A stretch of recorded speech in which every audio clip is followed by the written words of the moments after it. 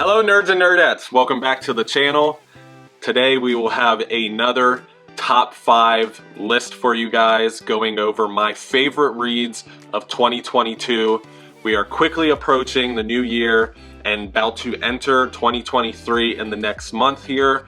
So with that being said, I definitely want to shine some light, talk a little bit about, as well as recommend some of my favorite reads that I read during this calendar year. 2 quick disclaimers. 1, this will be in order. I know some of my other top 5s aren't necessarily in order, they're just kind of meant to create conversation, but this one actually will be. And 2, a lot of these titles I have read in some form or fashion, but as I'm collecting them, I reread them, it reignites a flame and excitement, and I just want to talk about them, and I really enjoy them. So with that being said, we will go ahead and start with number 5, and that will be King of Eden by Takashi Nagasaki, a amazing manga that I don't feel like anyone talks about. This is for my horror lovers, but it also has quite a bit of action as well as a decent amount of mystery elements. A super interesting story that I did not expect to go the way it did. I didn't know what this was going into it. This is a series I haven't read up until when I actually read it, and I was kind of blown away, I can't lie. It is a virus style story, very similar to your zombie tropes or your vampire tropes, but the big twist in this book is instead of focusing on those typical kind of virus threats, this is more about werewolves. And I know that sounds super odd, but it is so well done. It goes deep into its lore, going all the way back into history, involving historical characters, biblical characters, sorry, and then even goes into a political style of drama where we see the superpowers of the world and how they would react to such a dangerous and contagious virus that could potentially be weaponized. It's super interesting. I feel like it's handled in a very realistic way, even though it's such a far-fetched kind of concept. And the world building throughout and the characters that you meet, it's just a great series that I don't feel like gets talked about enough, and really impressed me when I was reading it. And I flew through these books. There's only 3 volumes. I think these they're 3-in-1s, and there's 3 volumes of them. So great series, great bang for your buck for just being a 3-volume set to get the entire series. And I cannot recommend it enough, especially if you're a horror fan. Great jump scares, great art, blood, gore, whatever you want out of a horror series takes place in this book, and I can't recommend it enough. That's King of Eden. It's a manga. Some of you aren't manga readers, but I highly, highly implore you to at least just take a chance. Next up, we have number 4, which is, of course, as you can tell, The Ultimates by Mark Millar. The art is by Brian Hitch.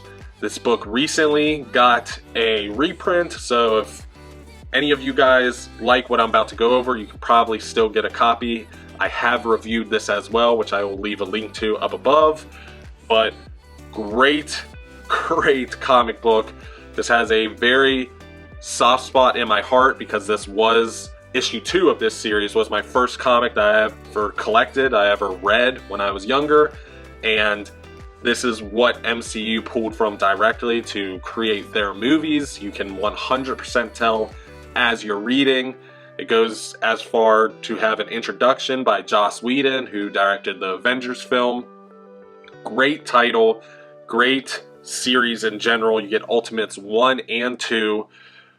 It all takes place in the Ultimate Universe, so the same universe as Ultimate Spider-Man or Ultimate X-Men, which recently got an omnibus as well.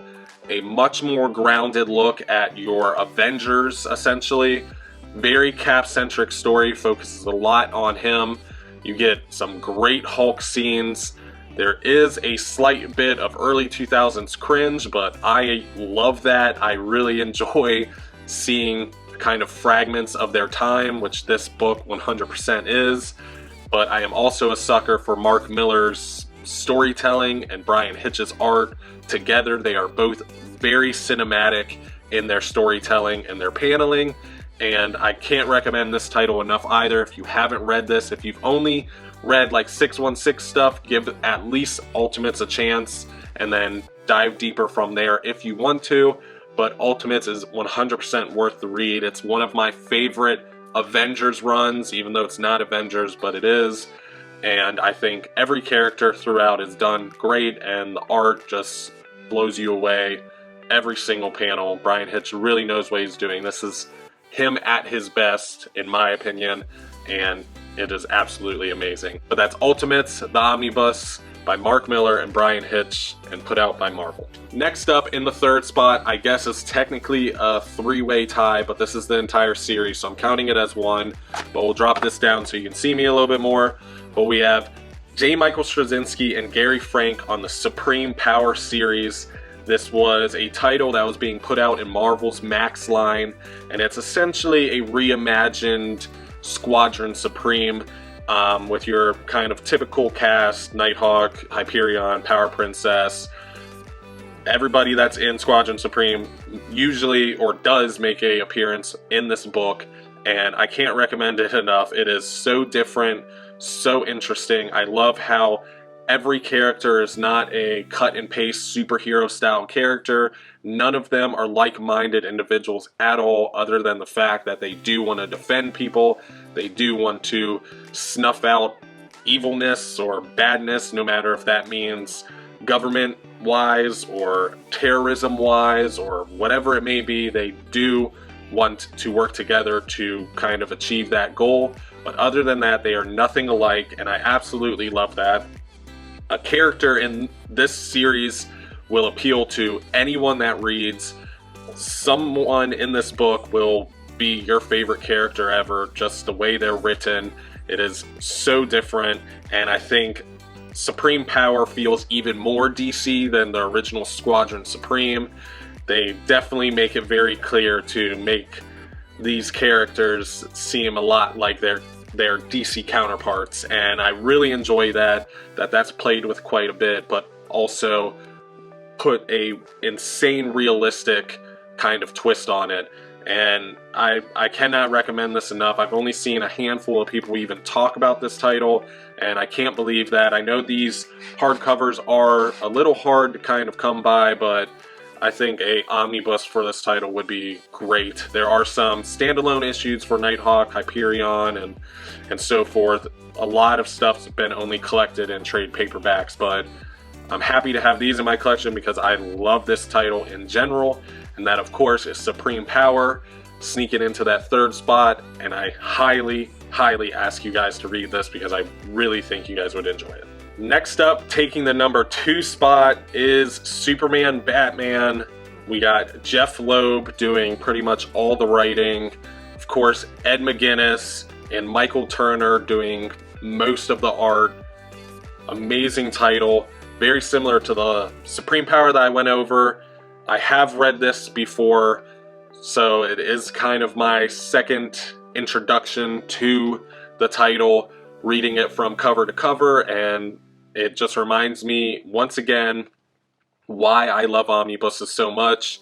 To get the entire run between 2 covers, I mean, this 100% benefits from that. Great stories throughout. You have Public Enemies, the Black Rock story, a lot of story elements that kind of go over and flesh out the working relationship between Superman and Batman, which I absolutely love. Jeff Loeb does this super fun and interesting kind of narration where he has Batman narrate a lot of Superman scenes and Superman narrate a lot of Batman scenes, and it reads so good. It reads so comic booky. Lots of action throughout, very interesting plot lines. This is not the omnibus where you're going to be skipping through issues, because every single one is beyond entertaining.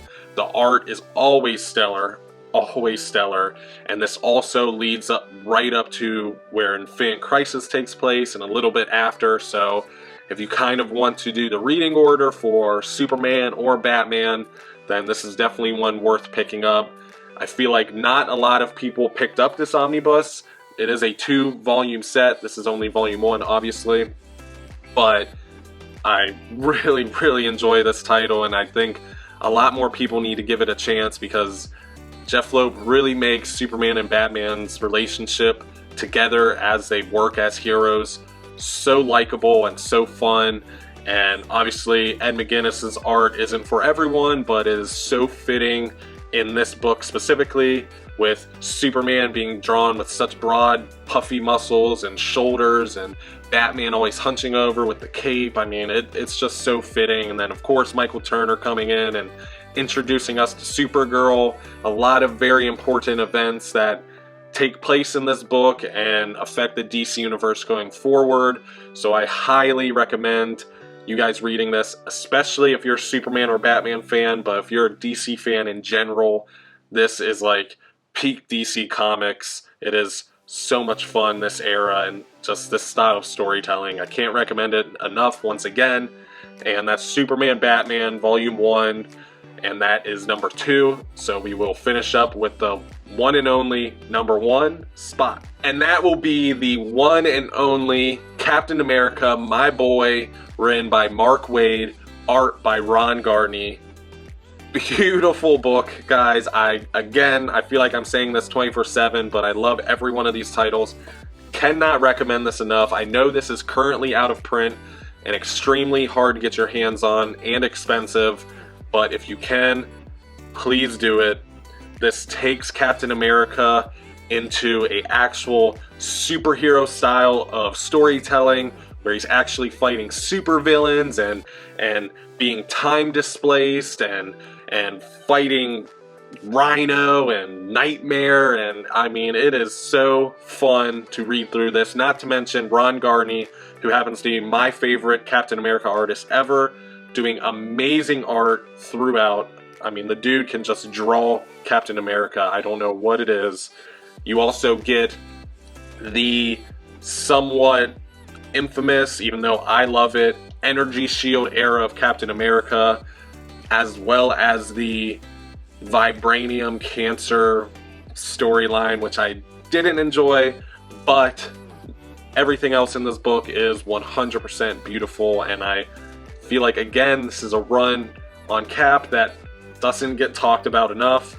Everybody talks about Ed Brubaker. This is my favorite run, and I definitely think it's worth the read, especially if you like Captain America and you're kind of getting bogged down and tired of the whole espionage, realistic storytelling that Cap is always kind of thrusted into. This is not that. He's a superhero in this, and he does fight supervillains, and I absolutely love it. Great 90s artwork, huge panels, huge action. One of the best speeches by Captain America in all of comics. I mean, it will literally leave your jaw dropped if you are a fan of Captain America in any capacity. And I definitely think any of you guys should definitely read this. This is not talked about enough, and it 100% should be, and that's exactly why it's number 1 on my list. And that wraps up today's video. Let me know down below what your favorite reads for the year of 2022 was. I am beyond interested. I would love to hear what you guys are enjoying reading. And of course, as always, please hit that subscribe button, join the Illuminati. Also hit that bell icon so you can get notified anytime I put out videos. And I would also really appreciate if you guys hit that thumbs up icon, because it really helps out the algorithm. But other than that, thank you so much for watching. Happy New Year's, happy holidays. I appreciate everything you guys do for the channel. And of course, as always, stay nerdy.